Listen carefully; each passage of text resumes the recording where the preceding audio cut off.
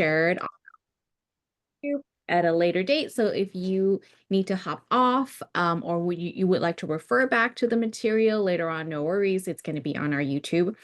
And just so you are aware, the questions that you ask or comment that you type in into our Q&A will also appear in the recording. So that's just for something for you to keep in mind. Just a little bit of housekeeping before we start. You can use the raise hand function or the Q&A function to ask a question, and you can start typing in your questions as we progress through the webinar, and then Tristan can answer your questions at the end. And you can always turn on the transcribe button to give you a little bit more captions and to follow along. Okay, all right, so let me go ahead and introduce Tristan. Tristan Acker, or Tangent Wiggy, is a San Bernardino-based writer, MC, musician, union rep, and arts organizer, an alumnus of Cal State San Bernardino's Poetry MFA program, and senior steward of SEIU Local 1000 Union for California State Employees. Tristan co-founded the Only Empire, now Inland Empire Music Award organization in 2023, and executive produces Inland Empire, Untapped Media's hip-hop documentary series about Southern California Inland Empire. He makes nerdy, political, indie music with his crew, MetaHuman Productions, and other friends in the IE and beyond. You can catch him at westcoastavengers.com and most other social media. Welcome, Tristan. Hi. Mic check. Can you guys everybody hear me? Wonderful. Hi. So actually, let me go back to the opening page of this. So securing partnerships and sponsorships for creative and artistic endeavors. And this is very much from the perspective. Also, hi. Good afternoon, everybody. And thank you so much for having me. It's great to be back for another one of these. I had a blast at the last one and had a lot of fun watching watching the playback too and seeing what I did and didn't do right. So the last one I did was about priming your artistic life for income expansion, collaboration, and more. And I very much consider that a good prequel to this one, because this isn't really like Businessman tells you how to like make your business a business. It's more like, here's an artist who's also had to do arts organizing and fundraising and making events happen and get paid for, and kind of giving you like that from the artist perspective. And I thought that might be good for this group of people, because it seems to be a lot of like enterprising artists that are engaging with the Nevada Arts Council's content. So that's kind of where I'm thinking. This is like for the artist who's pivoting to arts organizing. And as an introductory note, I'll say that that doesn't really happen by choice. A lot of times we as artists just want to enjoy a platform. We want to enjoy the chance to do our art, to perform, to sell our stuff, to show our stuff, to display, or whatever, however our medium works, right? And the infrastructure just doesn't exist. You know, not every city is New York City, right? Which has arts programs and funding for arts programs and grants and patrons. And, sometimes you become an arts organizer and a fundraiser by force, by necessity. It's not always by choice. And that's kind of where I came at it from. And that's where I'm speaking from. So you want to be an arts organizer, or you have to be an arts organizer, as we were just talking about. Priming your artistic life for more income is a good skill set to have if you're seeking to get artistic projects and even funded in your community. And I would even venture to say that if you don't have a good chunk of this understood and mastered, it might be hard to get it to pivot into the artist turned organizer and fundraiser, right? So just to summarize that whole seminar in one sentence, I talked about make art that interests you, invest in your community, and give your community ways to invest back into you. That's kind of like the one sentence summary of that previous seminar, which I think is very good prerequisite material for what we're talking about today. Who am I? I'm Tristan Acker, aka Tangent. I'm an artist turned organizer in Southern California's Inland Empire, an hour east of Los Angeles. Poetry grad school. I went to poetry grad school at San Bernardino, and then I got into the local music scene in 2014 when I graduated. Then I got into like doing local music journalism, like writing articles and websites and magazine stuff about the people around me. And that led to me getting drafted into a documentary series with the Untapped Media, which we work on and show at film festivals and stuff like that. That's Illin, ILLIN apostrophe Empire. And then that led to the Only Empire Now Inland Empire Music Awards show, which I founded in 2023, which is probably the heavy basis of what I'm going to be talking about today, which is my big experience in like becoming an arts organizer and fundraiser. All right. And that one's in how do I put it? That first year of doing that in 2023 is so much the basis of what I'm teaching you guys today or talking about today, because and we'll come back to this. We didn't have a nonprofit. We didn't have a 501c3. We didn't have a school. We didn't have anything. We were just two guys, me and another artist in the community. He was actually his idea, and so I'm probably the second person on the ground on the award show. Um, it was just us, and so that's why I feel like I have something to share with you all, because that's where I really learned the trenches of this. And then lastly, on my biography, I also often organize nerdcore and Comic-Con related programming in my area, in particular because my band, my first group, West Coast Avengers, is known for having performed at a lot of Comic-Cons 10 years ago and a little bit after that as well. Learning the collaborative efforts it takes to make your art is decent training for arts organizing. Scheduling, reliability, timeliness. Ooh, well, okay, timelines, timeliness. Okay, okay. D, taste, who gets final say. The people who help you navigate the above factors dependably regarding theirs and your own work are likely to be good at helping you navigate these things in general. Reliable people in the arts recognize and memorize each other over time. There's a lot of creative people out there, not a lot of creative, and in my opinion, not a lot of creative people who also super have their organization stuff together. The individuals, this is huge. This is huge. The individuals, like your friends, your family, the individuals in your life will give you money before the businesses do. It's just a reality. And so accept that, like, and you won't even be trying it to make it like that. You'll be doing your best to go to businesses and to go to the entities and schools and organizations and nonprofits and the people that should be funding you in your endeavor. But it's the individuals in your life that are going to help first, because they believe in you. They believe in your vision. And then let me even kind of step back now that I realize what I'm talking about, fundraising for an unnamed thing, right? Let's say it's anything. It could be you're trying to do an art exhibit. You're trying to do an exhibit in your city. Tristan, I'm sorry. Yeah. Is this a screen you're supposed to share it? Because it's not the display screen. Is that what you meant to share? It should be showing the PowerPoint, no? Yeah, yeah. It's not, you didn't start the slideshow. It's just Oh, the edit screen. yeah. Thank you so much. Thank you. Thank you. Yeah. There we go. Here we go. Thank you so much. Thank you so much, guys. Yeah. So whether it's an exhibit you're doing, a concert, in my case, an award show, I've done stuff for the documentary, the Comic-Con after party stuff, like whatever the endeavor is, I am trying to be general here, but I'm being honest with you guys about what my experience was, right? Grants. If there's a community need, oh man, come on, let me move my little taskbar thing here. If there's a community need served by your activity, there could be grants for it. So your organization, or even you as an individual, can partner with nonprofit 501c3s. You can get grant money under a fiscal sponsorship. Customarily, the fiscal sponsor organization gets a percentage of your grant money. I understand that this kind of thing isn't always available, and we're going to talk about that as well. But this is something that you should be looking at if you're doing charitable work, if you're doing work that helps not just your art, but the community's art. Look into this kind of thing. Believe in what you're doing, because if you get embarrassed asking for help with this project, you will have trouble fundraising. Take inventory of what it is that you like or don't like about community arts events, so that you can make efforts to approximate what you want from your past experiences. I'm big on this now. If someone else throws an award show in my community, I go and I take notes, like, what did they do better than us? What do I like about what they do? What do I not like about it? I always say this, like, before you ask the universe for something, ask yourself what it is you even want. And so, what is it that you do and don't like about community art events? Because now you're making one, apparently. Belief in what you're doing plus a general outline of a plan. Sometimes that's all you got. This worked for me because my community had all the potential for the events that I put together to exist. It just needed the potential to be unlocked through organizing. Not everything is like that, but if you have something like that, then that's something that has potential, right? You see, like, oh, all these ingredients are there. If I link these people with these people and these people do this with each other, all of a sudden we have an award show, or we have an art exhibit, or we have an opening, or we have, present your sponsorship opportunities to potential sponsors, right? Like businesses in particular, right? But individuals, anybody who could be sponsoring your event, giving you money for your event, present it as if you are the one offering a resource and opportunity.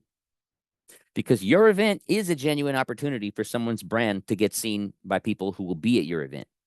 Who will be at your event should guide the kinds of businesses that you make the offer to, right? So if I'm doing a graffiti event, where I'm getting big canvases or I'm getting big wood planks. I've done hip hop events where we have a graffiti component, right?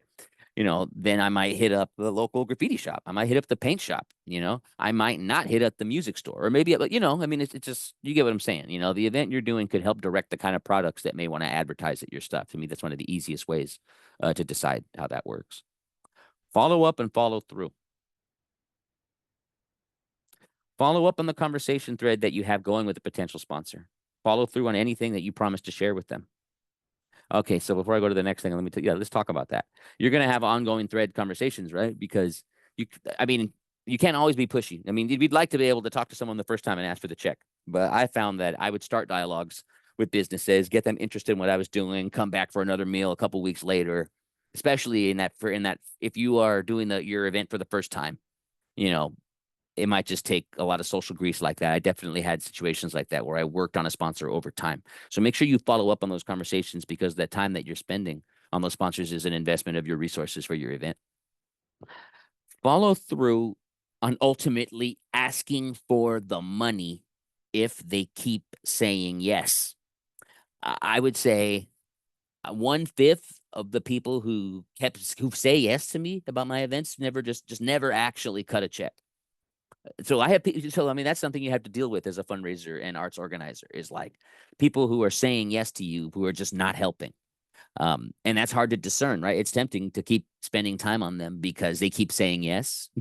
But there comes a point where you have to cut your losses and move on to the next person that might say yes, in terms of your time, your conversation, showing up at their business, showing up at their restaurant, whatever, but you do have to follow through a couple times, and ultimately say, okay, so, we're buying the trophies tomorrow. I need that check right now.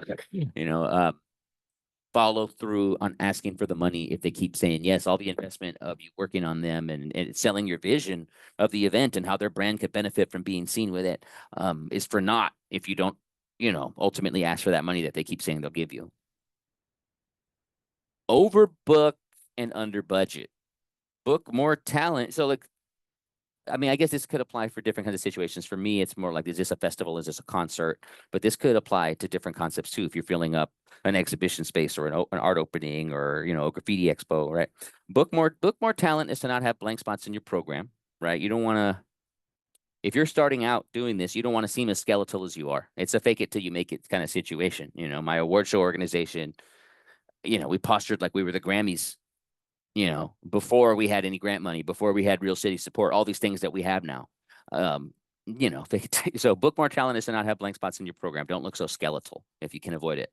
Plan to spend less than what you have, because costs add up and surprise you in bad ways, particularly retroactive costs.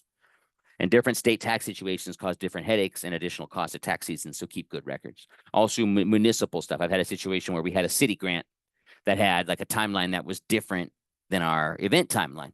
So we had to pay ourselves back for the previous year's event instead of, just saving the money and using it for the next year's event. So keep really good records. Keep really good records is the best thing I could tell you about handling that, the municipal tax dynamics.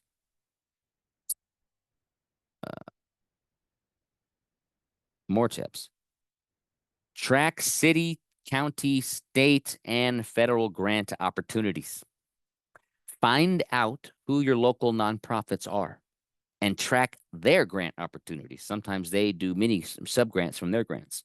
That's almost, in my experience, that's how a lot of that works.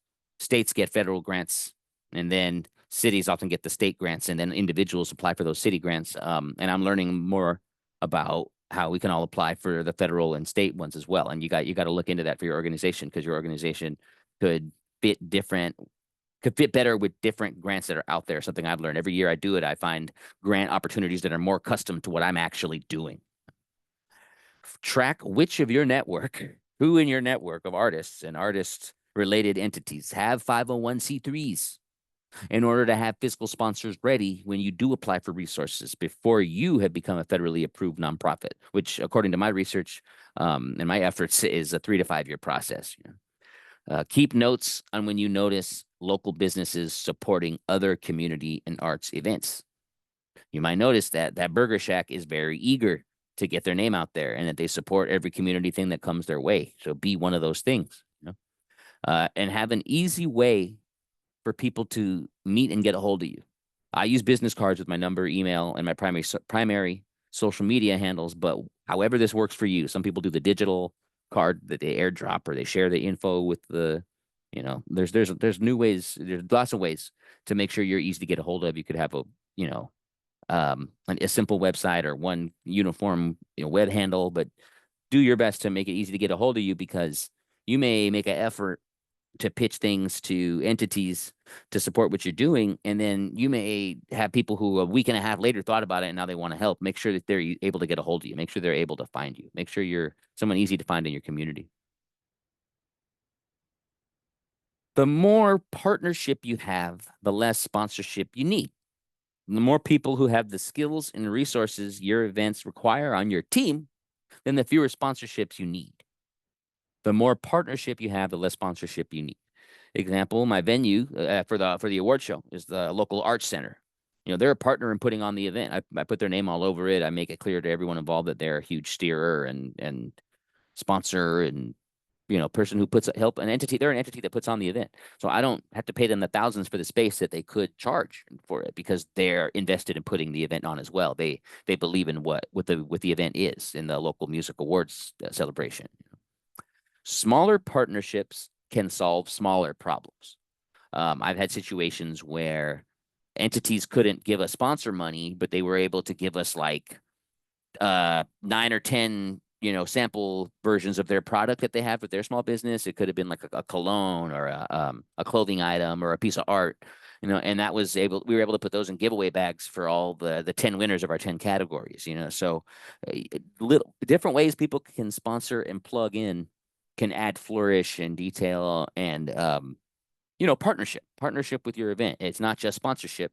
Sponsorship's great. We want it. We want the money. But partnership is really good too. If you have people partnering with you that do the things that you would otherwise pay for, you're saving money, especially if they're on the same page as you, if they really believe in this event and they want to make it happen too. And so, keep an eye out for what your network does. More tips continued. Track who was reliable on your team and your sponsor team. Like if say you do something every 3 months or you do something every month, like really pay attention to what worked and what didn't, right? That's a lot of what I'm talking about here. For year 2 and beyond, or for event 2 and beyond, double down on the type of people that worked out well in year 1. Did you find that the people from your office at work that you drafted, were they the ones who were actually really reliable? Or was it the guys in your band, or was it your family? Maybe go back to the well of people who worked out well for you. Businesses you frequent, as far as continuing to fundraise, right? Businesses you frequent are the kind of some of my easiest targets, like the barber I go to all the time, the donut shop I go to all the time, the places that I go to all the time. I'm on a first name basis with those people now. So now I feel okay with like, hey, Vic, I'm doing this Juneteenth event with the city. Would you be interested in buying a booth? Or, hey, Cheryl, I'm doing a Juneteenth event with the city. Would you be interested in sponsoring the stage, or, et cetera? Your dry cleaner, your barber, anyone that remembers that you support their business, especially if you spend a lot there, that could be good folks to ask for support. Year 1 of the award show, 2023, I was just going door to door to businesses, particularly restaurants, ones that I just had a sense may be interested in getting more visibility, and get a coffee or order a fries and a side of ranch or ketchup, and then I would hang out and check my emails, and then I would pivot to asking a manager about sponsorship. That's the trenches, I call that. Just a door-to-door fundraising. And again, we had no nonprofit, we had no 501c3. It was just, I just had a vision. It was just like, hey, could 5 businesses put $1,000 together collectively? 5 businesses put in $200. The Art Center says we could use their stage. That's the event. We get good trophies. This Art Center is giving us the venue. I know a bunch of great artists that could host and perform, and present the awards to each other. I know media teams and podcasters that could set up a red carpet gauntlet on the front. It's just, we had a vision of like, it really helps if your first thing isn't something that requires the infrastructure of a university or a nonprofit. If you could do something that's really just from the community, just some super grassroots stuff. If you could start there, you could, in my experience, build that into the momentum where you could later on get grants, get different kinds of support. What was it? Coffee? Oh yeah, the trenches kind of fundraising. Okay. Transparency is powerful. It is connected to all that, right? Especially in year one. Be as frank as possible with people as you're beginning your endeavor, because when certain people realize that certain elements of the plan are getting cut, they might just come up with the money because it's important to them, right? So say you got a business invested in a certain category of the award show, or you got a business invested in a dance event and a certain, they really were excited about having breakdancers dancing in their apparel line at this event that you're throwing. And then you tell them that like that thing's getting cut because of the funding, right? Well, then they may pony up more. So that's not about squeezing people, it's about being honest with them, right? And that's also what I was saying about the vision, right? When I said, look, we're going to have trophies, we're going to have a stage, we're going to have an art center, we're going to have this. Be honest with people about what the vision is, because you don't want them to be disappointed about what the event is. Be real with these potential sponsors about what it is they're going to get, what it is they're going to see, right? In year one, the people that may pitch in money to save something, there might be people on your team, and you might feel bad about that because they're your friends or your family, they're your immediate circle. So make peace with that before you even begin doing this. Because if you're beginning to do this again, you're going to be surprised and your heart is going to be pulled when you see some of the closest people in your life be the ones that are actually willing to, like, I'm going to put 100 on that. I'll put 200 on that. I'm going to save that aspect for you. Like, starting arts endeavors that are for the community, that are beyond you, that you're fundraising for and organizing, yeah, you're gonna get people in your immediate circle to invest in it, and in the first time you do it, you just have to be okay with that. Records are everything. How do you avoid tax liability at tax season? How do you justify future funding requests to potential funders? Records. They want to see what you did before, and I mean, I try to do it in every level. The contracts, the receipts, the Excel sheets that show what we spent and what we took in, um, as well as video, as well as pictures, as well as the really good documentation of everything you did. That's also part of becoming a 501c3 down the line. You got to show them what you did and how you did it, make it look real good, like you're already doing nonprofit work, before you even got grant money, before you had that official status, right? People are naturally skeptical of fundraising efforts, like when someone comes to your door to sell you something, right? This is why, in my opinion, you have to start from a place of being a known quantity in your community. I was talking about being an artistic citizen of your community in the first place. When you start doing this, it's going to be hard to do this if you don't already have a version of that, in my experience and from what I know. So I find explaining to them exactly what the situation is, in my community, they believe me and then they want to help. So that transparency is really powerful. I just level with people, and sometimes that gets them on the page with me. Example, right? I kind of gave this example a second ago. 5 businesses, $200, paid for the trophies, arts center. Pitch your skeletal vision.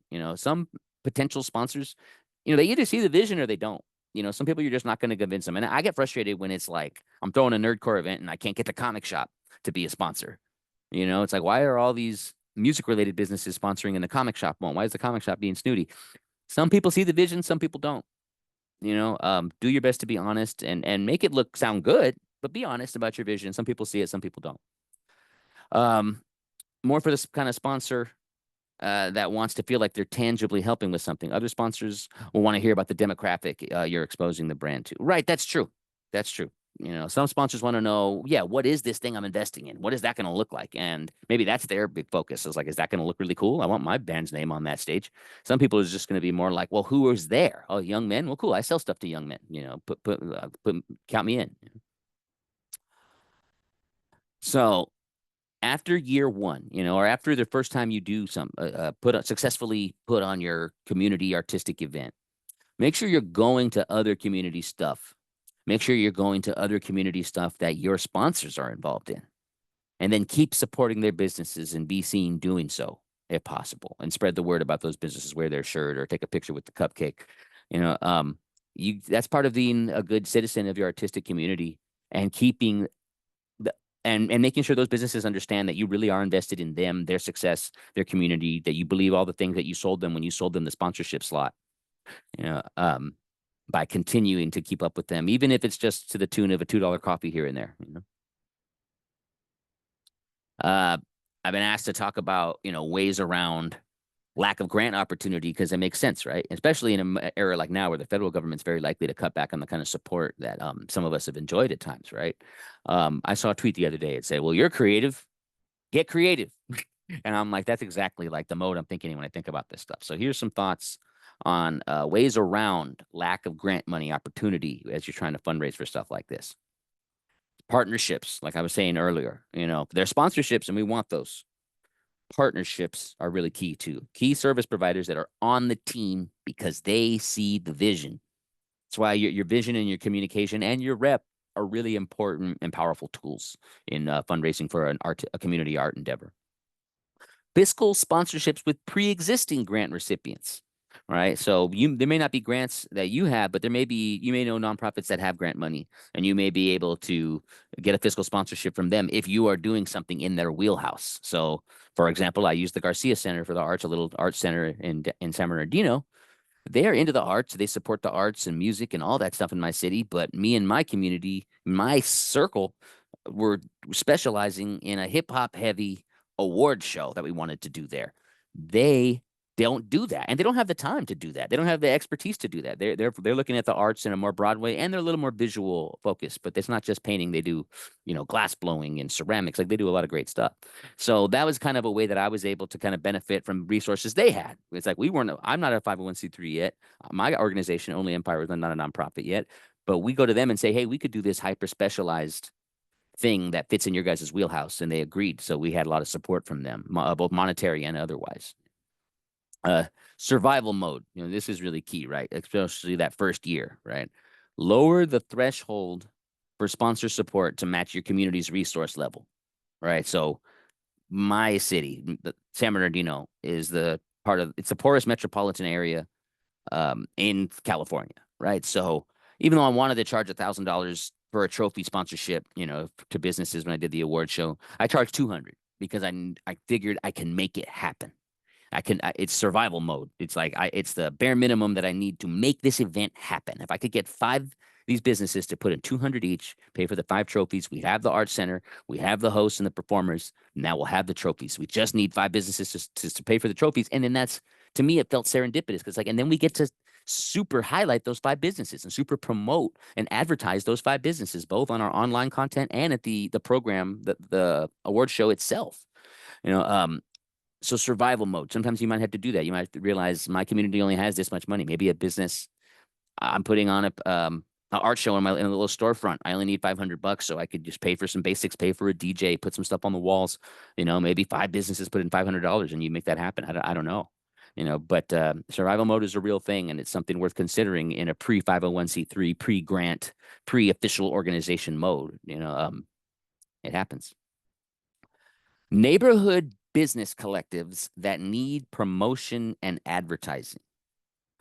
And now I like thinking about this concept because a neighborhood business collective can be official, like a chamber of commerce, or it could be informal, just like the 4 businesses that are on a strip mall, or a band of cart vendors. I've seen in my area, mainly Spanish speaking, like paleteros and food cart owners and food truck owners who became a collective, who started to they would bargain with property owners so they could rent space to set up their mini food court, and they became and they would fight for their rights together, and they would show up at each other's bail hearings if someone got cited or arrested for vending improperly.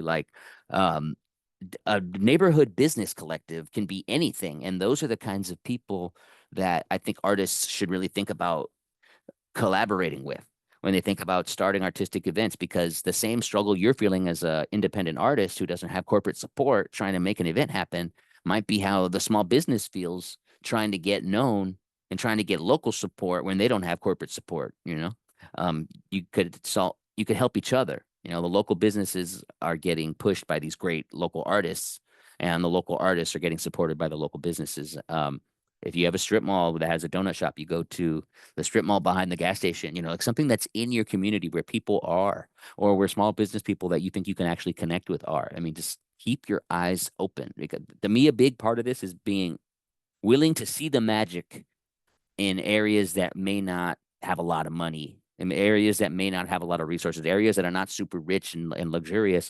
See the potential magic of your neighborhood and community. That's a big part of how I've been able to do what I think have been some pretty awesome events with my community and art peers.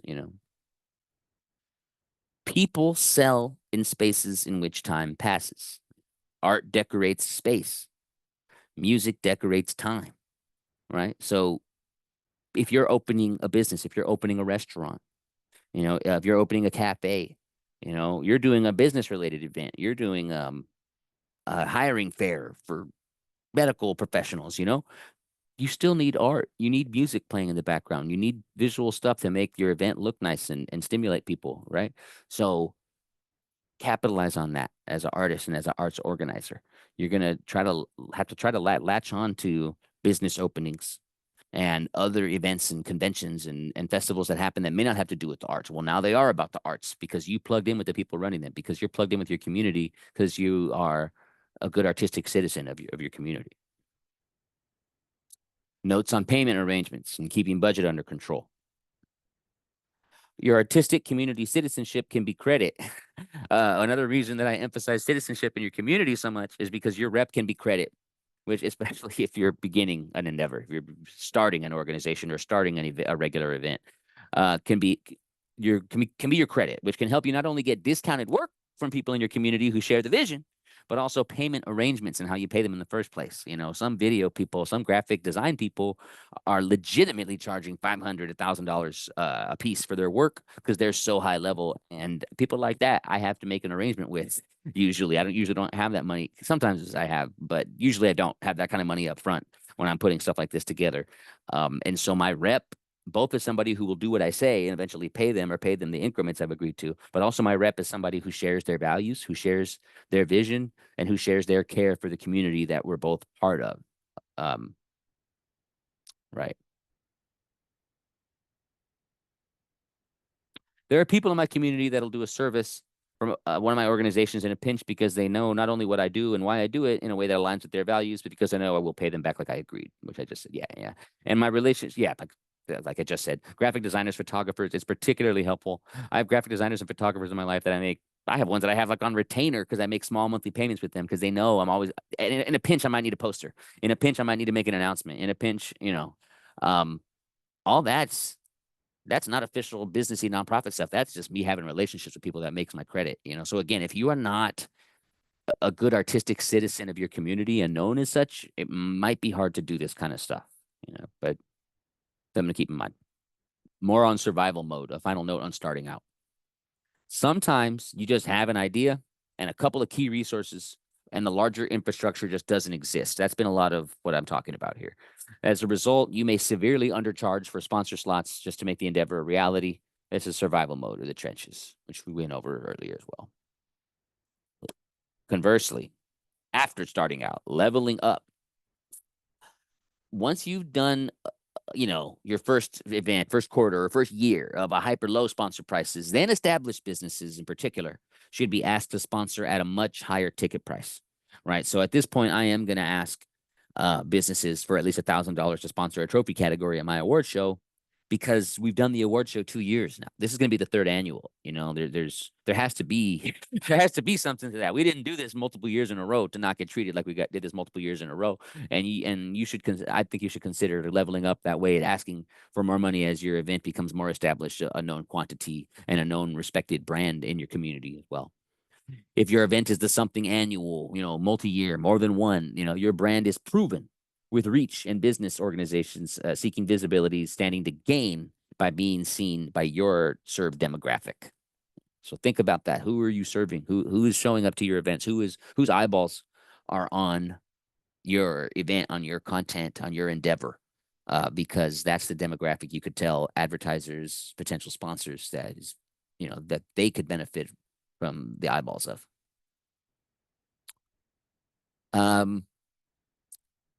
Final thoughts.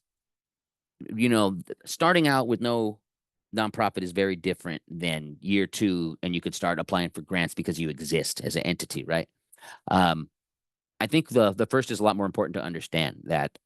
Again, the first time I did the award show and most of the other artistic things I've done, such as like the Comic-Con after parties, just a community. There's no grant, there's no school, there's no 501c3. It's just a community. It can be done. And I think it is worth doing to plant those seeds in your community. But I also think you can't always operate like that. Once you've established yourself, I do think that you owe it to yourself and your community to try to get those bigger opportunities, either as a 501c3 or through fiscal sponsorships or through grants, because you shouldn't really be doing multiple. What I keep learning is you shouldn't be doing multiple years of community work at great expense to yourself. That's why those laws exist for the tax exemptions. That's why there should you should pursue those once you've done the trenches, in my opinion. And I'd be happy to take any discussion at this point. All right, it looks like we have one question that came in. If you have any questions, you can type it into the Q&A, or you can just raise your hand and I can allow you to speak. Giovanni asks, how do you posture but stay authentic and honest? That is so. You're right. You're right. Because I might be saying there's different lessons to take here, right? Of like be authentic with people and like just level with them. Explain like, look, we get $1,000 bucks. We got these trophies. We got the art center. We can make this happen, right? But other times, say that you don't know the business as well. You want to seem like official. So so I guess that's a know your audience question. Because some people are like, this is a business you know all the time. This is your barber. You can't BS this guy because he's gonna know you're gonna see him next month, right? So it's like he's gonna verify. Whereas like the used car dealership, they don't know you at all. So you're super official. You're super official with the used car dealership guy because you want him to support your event and you're doing something for the community. You're gonna put his brand's name on it. You're not lying to him. You're gonna give him his value. But yes, you're gonna pitch it different to the used car dealership that you don't know than you are to your barber that you see every 3 weeks. Who knows you, and you really can't get a lie past him, or not lie, an exaggeration, a flattering contortion. All right, thank you. Giovanni, Sure. if that answers your questions, great. If not, you can raise your hand and then ask Yeah. a question if you like. All right, and I have another question from Tanya. Yeah. What are some useful resources to help find and track city, county, state, and federal grant opportunities? So Tanya, I'm just going to add, for us, you already know our program. I always signed up for their newsletter. That is usually the best way, so you don't miss it on social media.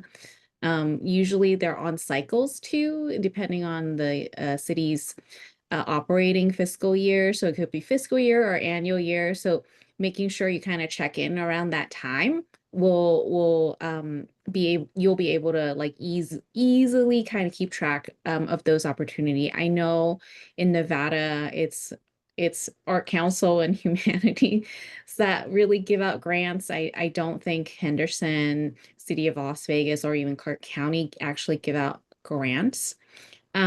So that's another thing. There are also, sorry, Tristan, I don't know if you have stuff No, to you're add, good. You're good. for like more like national grant opportunities that are not, you're not looking at the NEA, or you're looking at just like nonprofits that give out grant for that would apply to Nevada. There's usually grant listing online that you can like really easily search like yeah, for specifically for our community and artist projects. Tristan, did you want to add anything? I'm sorry. Oh yeah. No, those are all great. You're completely correct. But like also like huge companies like what Red Bull does, Flugtag, right, where people could compete to make like a flying device at the beach, right? Like different companies have weird different projects they do where they have contests. Different companies also. So again, it's easier when you have a 501c3 to like ask your local grocery store for a donation, but you could ask, how do I put this? Big companies have grants as well. Social media is how I track grants really because I follow everything I can follow that's related to my community. So I see everything from the local like Arts Connection organization that posts stuff to when a local business posts something and I see that there's a sponsor list of sponsors on the poster for an event they're doing. I just keep my eyes open.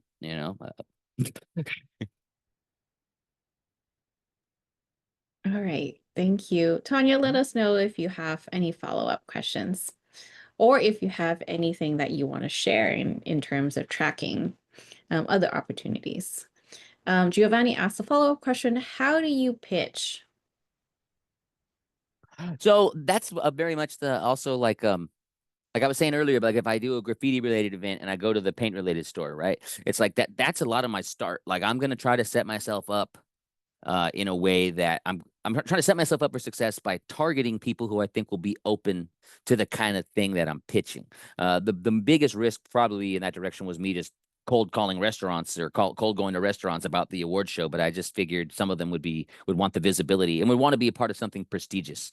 So some of them you're gonna pitch it with the prestige. And some of them you're gonna pitch it with the access, like you're gonna have, or with the demographic access. Like you do my event, you're gonna get a bunch of young men's eyeballs on it. Some of them you pitch it with the numbers, like we're gonna have 1,000 people at this event. It's another know your audience, like depending on what you think that business and that business owner wants to hear and is interested in that your event can offer. All right, thank you. Tristan, I'm going to ask a follow-up question and then I'll have Stefan ask his question. I'm very curious, just taking a step back from what does it mean to know your audience? What does it mean to build a relationship? What does that look like? If they've never done this work before, they have not really been in their community, they're shy, they don't talk to people when they go and get their morning coffee. What does that building relationship look like? Let's say or maybe you move to a new town. Like, how do you begin those relationship? I know you talked a lot about it in the first webinar, and I really encourage everyone to watch that first because that really primes this webinar. But like, just kind of go over what your strategy is in approaching a business and building that relationship. What does that look like? Yeah, hearkening to the first seminar is exactly what that is, right? In the first seminar, I'm saying priming your artistic life for income and income expansion really is being a good artistic citizen of your community, right? So that looks like going to other people's events and buying a water bottle at that event or someone's small painting if you can afford it, and doing it twice and then signing up for the open mic the third time and then doing the proper online submission process to be on someone's art event the next time, right? Like being the good, polite citizen that shows other people that you care about the artistic community, you care about their small business, you care about their art, you care about local art, you care about your neighborhood's culture, right? It unfortunately you can't fake it and you can't rush it. It takes, in my opinion, repeat investment. And I accidentally happened into all this because I'm into this stuff and I naturally would do that. And over time I realized, oh, people will say yes to me when I ask them for resources and for discounted work and stuff because they've only seen me be a good citizen of the art community. And they figure if I want their help with doing something bigger, that I'm sincere because they've seen how I've moved. You can't fake it. You could, but I mean, that said, it shouldn't be off limits for someone who's in a new area. In your new area, go to the art gallery, go to the coffee shop, be polite, buy something, and introduce yourself to people after the second or third time because they're going to notice those first 2 times you walked in. That third time you walk in and introduce it, I've been seeing you come in and you buy a latte. I saw you come in and buy that painting. Treat how you want to be treated. How would you want people to come to your event that you're throwing? Thank you. Stefan? Yeah. Yeah. Hey, Tristan, thanks. That was really good information. Thank you. Quite interesting. I'm kind of curious because you've kind of come full circle from creative, starting off as creative, then kind of working your way through the business kind of aspects of things. And a lot of artists, they hire that out because they're uncomfortable in that kind of realm of doing that.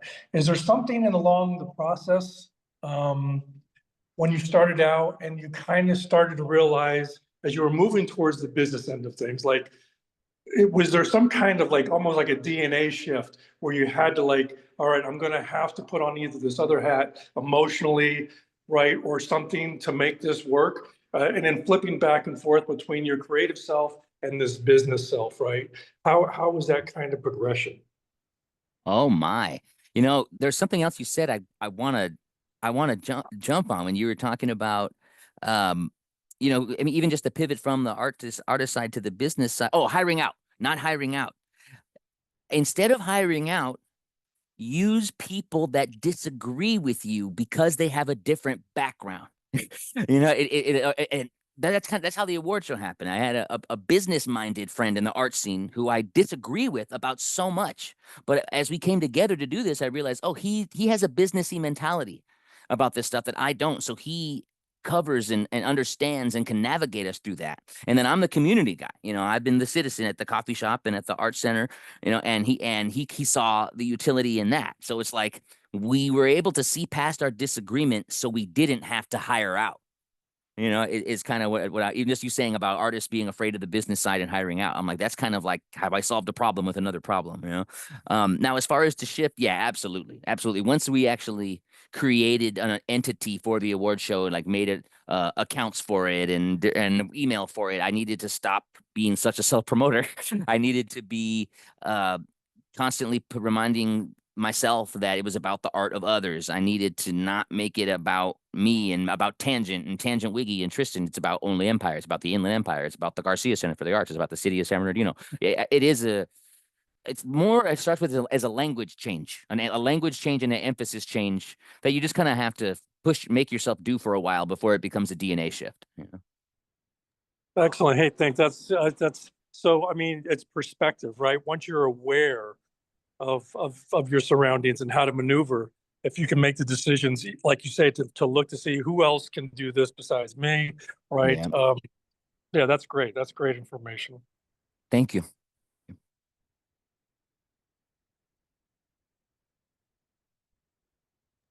Awesome. I see another question in the Q&A. The last event I put on, being forward and letting them know the loss of a few grants due to executive orders really put them off from moving forward with their sponsorship. So what advice do you have on balancing that fine line of honesty and optimism? Oh, that is a great question. Some people go ahead. Oh no, I guess I'm curious, Katie, what was the executive order that canceled the grant? Was it recent? Was it another I can allow you to talk if you like.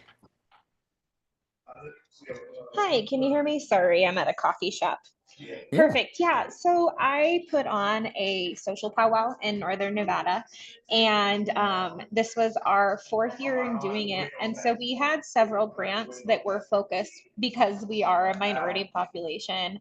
A lot of the grants that we had were considered DEI, and those got cut. Oh. And so there's already a lot of hesitancy to support, unfortunately, Native events because there's a large association of substance abuse, even though our events are inherently substance free.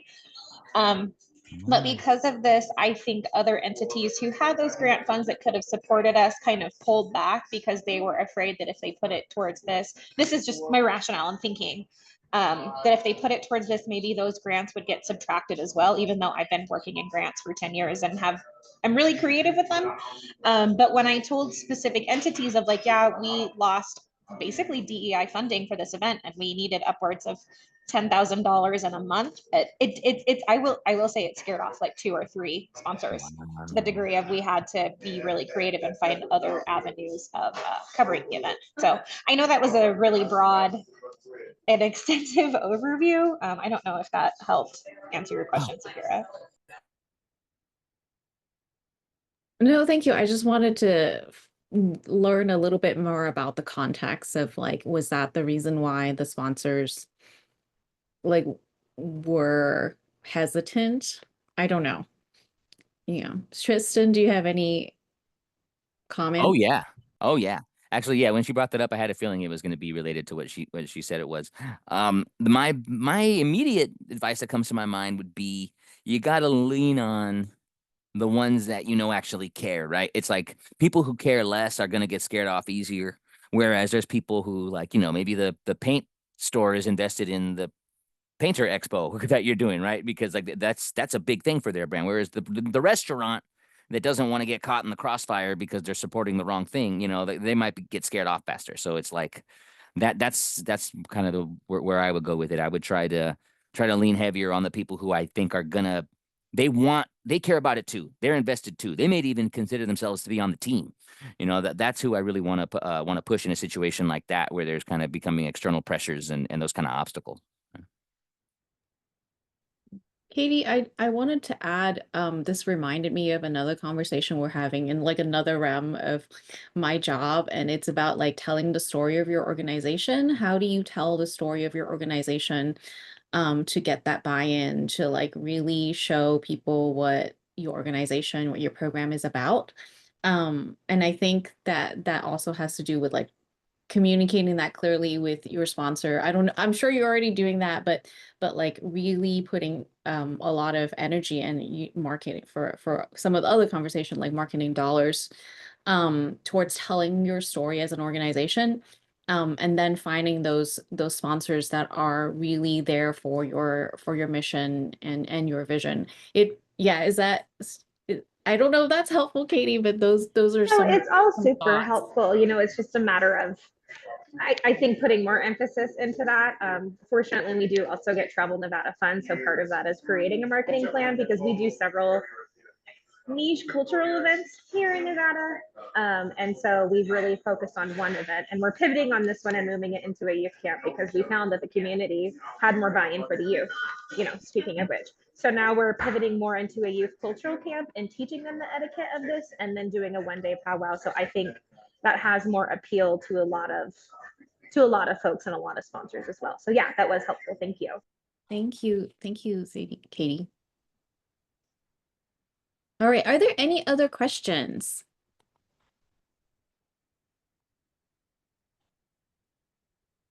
All right, I don't see any other questions.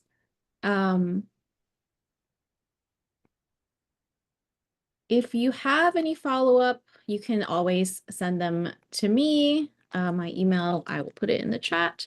And then if you would like to, let me focus on spelling before before I continue talking. So my email's in the chat if you have any questions. I could forward them to Tristan, and you can always watch the recording on YouTube. It'll probably be up in a week or two.